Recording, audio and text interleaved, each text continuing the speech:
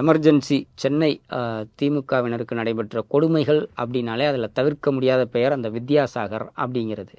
அவர் வந்து அப்போயும் அங்கே தான் இருக்கார். அவர் வந்து டிஆர் பாலு வந்து தனியாக வந்து என்னை பார்க்க சொல்லுங்கன்னு சொல்லும்போது டிஆர் பாலுவுக்கு அழைப்பு வருது.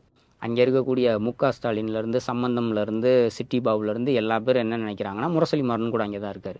இன்றைக்கி டிஆர் பாலுவையும் கடுமையாக தாக்க போகிறாங்க அப்படின்னு நினைக்கிறாரு. ஆனால் போன அவருக்கு வந்து வித்யாசாகர் வந்து அப்படி எதுவும் அடிக்கலை.